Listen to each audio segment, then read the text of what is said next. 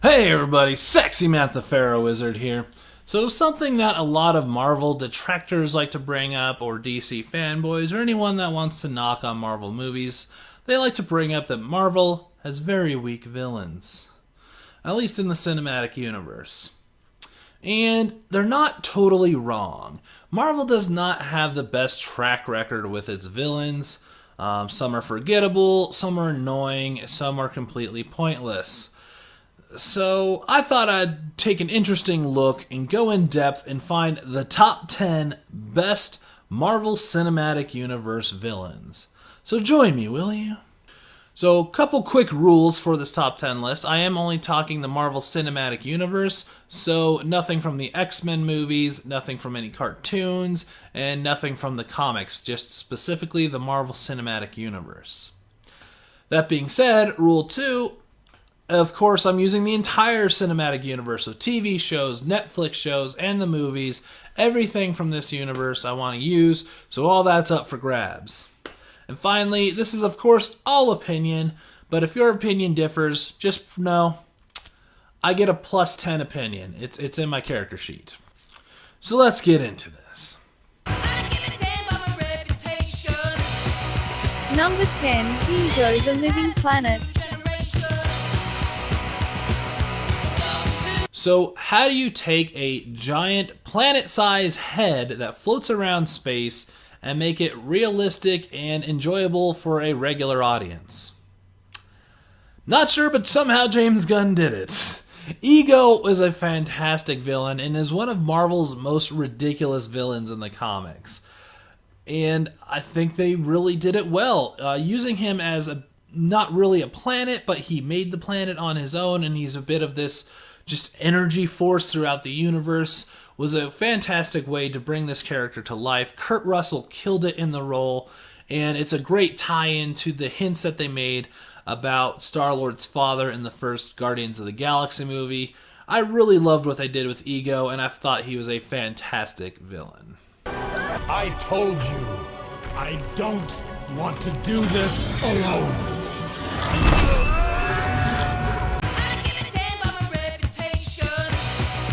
Number 9, Red Skulls. So I think one of the best Phase 1 villains, Red Skull, of course played by the amazing Hugo Weaving. I love the effects on his skull, I love his accent, I love his motivations. It felt like a comic book character brought to life. It really felt like the Red Skull in the comics. They did make some minor changes here and there, but overall, it just felt right. Everything felt right with this character, but he was a bit of a dark villain. He, was intimidating and interesting, and everything about him really worked, and I gotta say, I really love what they did with Red Skull. You could have the power of the gods! That you wear a flag on your chest and think you fight a battle of nations. I have seen the future, Captain. There are no flags. Not my future. Number 8, Killer.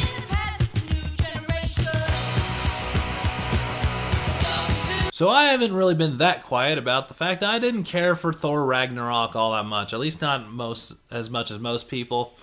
But what I will say, one of the biggest things it had going for it was the villain of Hela. Cate Blanchett killed it in this movie. She is such a foreboding, almost unstoppable villain. She just tears through Asgardians like butter. She's scary and just has this, dark presence that is so intimidating and so interesting. I love what she did in this role. And it really played into the, kind of subtext of not ignoring your past, even though bad stuff happened in it, because it will come back to haunt you. And I really love that they did that. I love that she was able to take on Thor and become, a really strong opponent towards Thor. And I really loved what she did. I cannot praise her enough. She was so great in this movie. Your father once told me that a wise king never seeks out war, but must always be ready for it.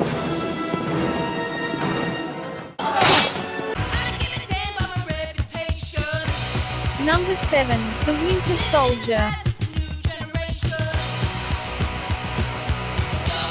Ah, the Winter Soldier. Now, I may like him more because we've seen him in multiple movies over the years, and he really only was a villain per se in one movie, and only kind of a partial villain, but I'm going to count him, alright? It's my list. I love what Bucky is and becomes in these movies. Winter Soldier in The Winter Soldier, as well as in Civil War, is this, kind of a morally gray figure. He was brainwashed to do what he did, so do you blame him for what he did? Or, because he still did it, but he wasn't under his control. It, creates a whole debate of, accountability and where that comes into play. And I think he makes a strong character for that. I really love a villain that's a little bit morally gray, and that's where he fits. And then I love, him coming back in the fold and his relationship with Captain Rogers and everything going on there. I really love what they did. And then, of course, the dark look of him, straight from the comics, but also a little bit more interesting in the movies. I think they really nailed it. So good. I love the Winter Soldier.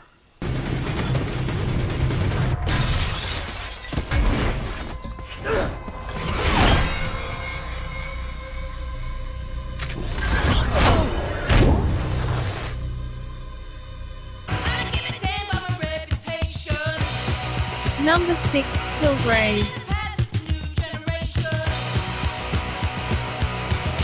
So moving on to the Marvel Netflix stuff, Jessica Jones Season 1 is probably one of the best comic book TV shows of all time, at least if you're just counting the first season.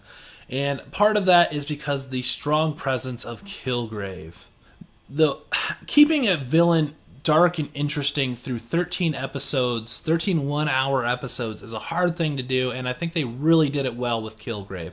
He's known as Purple Man in the comics, but they brought him to life and made him scary in this dark presence and a realistic view of what somebody with the power to make you do whatever he wanted by just talking would actually do with it. It would definitely corrupt pretty much everybody. And, even if she tries to turn him good, he's going to switch right back.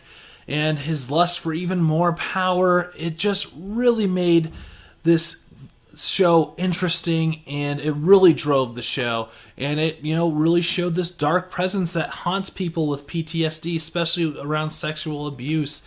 And I think that's what made this show strong, and I think Kilgrave killed it, for lack of a better term. Is that why you've been torturing me? Oh my God. Jessica, I knew you were insecure. That's just sad.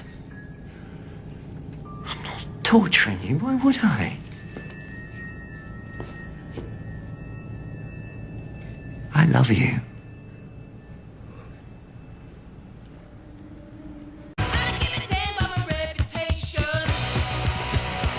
Number 5, Killmonger. Coming all the way from the far-off land of Wakanda, we have the Killmonger. Played by American treasure Michael B. Jordan. I freaking love this character. I wasn't sure what to expect of Killmonger as a villain, but man, Michael B. Jordan just killed it. I love what he did with this character.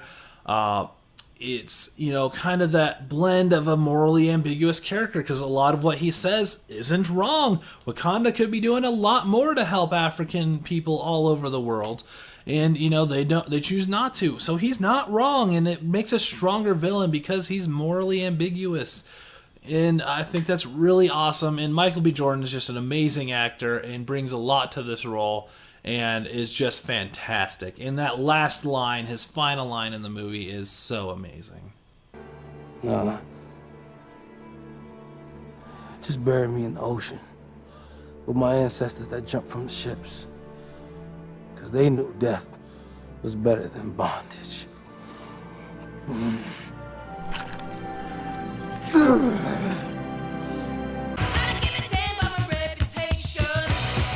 Number 4, Kingpin.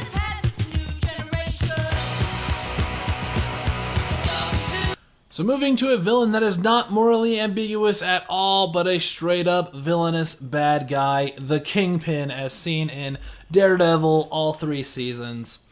Now, I said in the Kilgrave bit that, it's hard to keep a villain interesting for 13 one-hour episodes, and somehow they did it with 3 seasons of 13 episodes. Not quite. Second season he wasn't in the whole thing, but overall we've seen a lot of this Kingpin, and they've still managed to make him dark and foreboding in this presence, and how much he thinks ahead and is so far ahead of Daredevil. It's almost frustrating to be like, yeah, we finally got him. Ah, crap, he thought around that. I just want to stop him. And that's what he does. And the fact he was introduced to us by smashing a guy's head in a car door. What? What is that? Like, holy crap. They just kill it. Vincent D'Onofrio, I think this is his best role of all time. I really hope they do more with this Kingpin character. I would love to see him go up against Tom Holland's Spider-Man and see how that plays out. I really hope if they cancel Daredevil, they move this Kingpin character into other shows or other movies. They should do a lot more with him because he is an amazingly strong, interesting villain.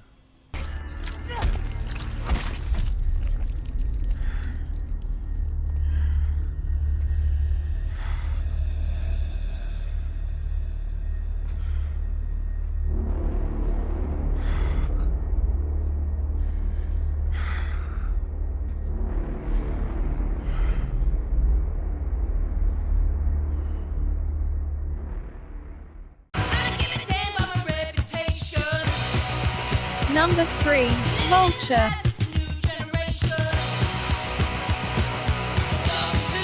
Coming out of nowhere, the Vulture in the comics is a wrinkled old man who uses a suit to suck people's life force to make him young again. Kinda cheesy, so how do you bring that to a movie and make him dark and interesting? First off, you give him to Michael Keaton, who scares the crap out of me. And that's what the Vulture is. The Vulture is scary. His, presence and his overall drive, like, he is not going to let Spider-Man stop him. He is going to do what he's going to do, and he's also, again, morally ambiguous. He has to find a way to live in this world of superheroes, and he found a way, although not the best way. He did find a way, and he's going to fight for his life, his livelihood and the way he wants to live his life. And it's hard to fight somebody like that who is fighting not for just himself, but for his way of life. And I thought he really brought that to the screen really strongly. The design of him is amazing. Everything about this is so fantastic. And let's not forget that car scene. Holy crap, I crapped my pants during that scene. You walk through those doors, you forget any of this happened. And don't you ever interfere with my business again. Because if you do, I'll kill you and everybody you love. I'll kill you dead. That's what I'll do to protect my family, Pete. You understand? Number 2, Thanos. Of course, the creature that killed half the universe is going to be near the top of this list. Thanos was so awesome. He's been hinted at and teased ever since the first Avengers movie, and we finally got him this year, and holy crap, did they kill it with him. They made him, relatable, surprisingly, and driven, and like this force that can't be stopped. And I felt like he was so strong of a character, and they also, like I said, made him relatable, which is not something I would have expected them to do. And, it takes all the Avengers to stop him, and they don't even stop him. He finishes his plan. He kills half the universe. I can't wait to see what they do with him in the next Avengers movie. I want to see the ending of his story, where this goes, where this comes from now. I can't wait, but Thanos is such an amazing villain and one of the strongest in the Marvel Universe. Fun isn't something one considers when balancing the universe. But this does put a smile on my face. So what villain tops the man that destroyed half the universe? Say my name. Say my name! Say my name!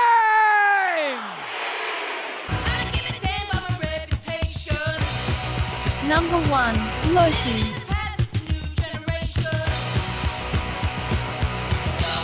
So making his way from the first Phase 1 movie and then being a villain in Avengers and then just continuing on through this universe, he might not be the strongest villain, he might not be the darkest villain, he may not be the most relentless villain, but what he is the characterization of the best villain in the Marvel Universe. Someone that ties into everybody. Someone that keeps going and is this force within this universe that is unstoppable.